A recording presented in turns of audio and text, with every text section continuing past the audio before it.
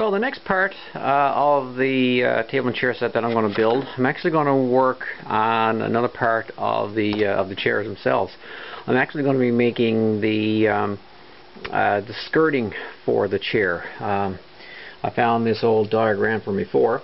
I'm actually going to be making the skirting that goes underneath the seat, the front and the back, as well as those back pieces there. I have some rough dimensions here of what I did with my previous plans, with my previous chairs, so I'm just going to use those. The front stretchers are going to be 8 inches wide, so across the front here is going to be 8 inches, and this is going to be 9, and these are going to be 8 across here. And I think the height is about 2 inches for those, and probably about 1.5 inches for these up here.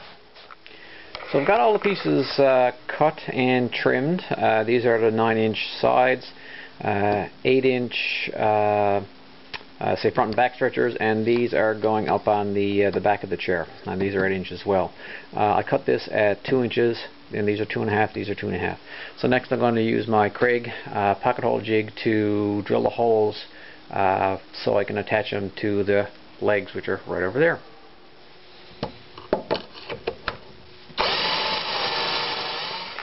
So I got all the holes drilled. Now I just have to do a little bit of sanding, a little bit of cleanup, because you can see some of the holes are a little rough there.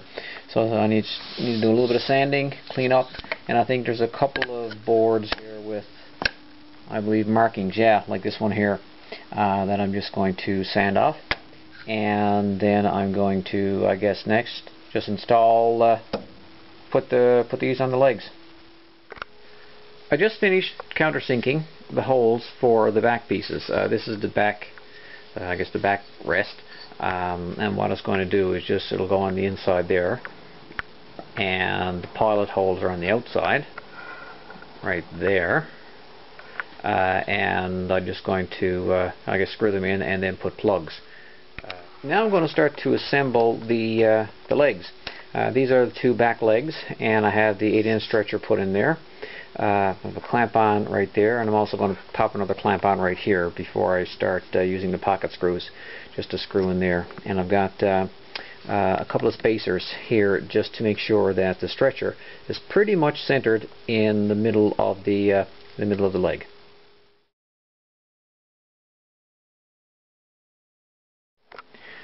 So here's the skeleton of a chair. Again, 9 inches, 8 inches.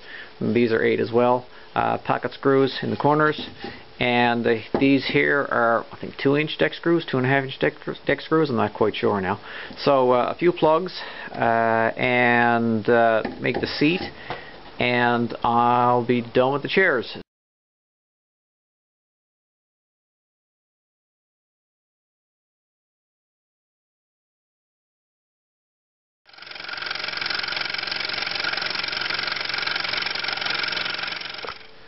Okay, so this is what the mock-up seats will look like. They're just laid in place here now.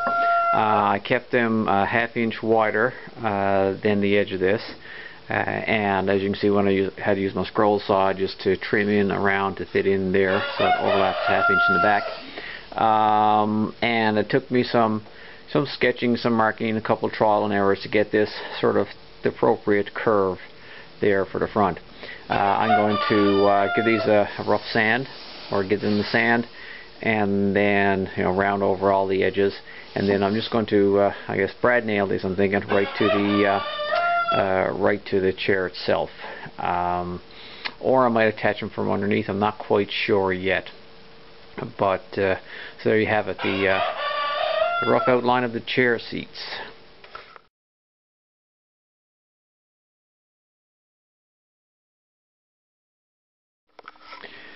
I'm putting the final touches on the chair, which is basically I'm going to be filling in these holes where the screws hold on the back, and I'm also going to be filling in these little brad holes.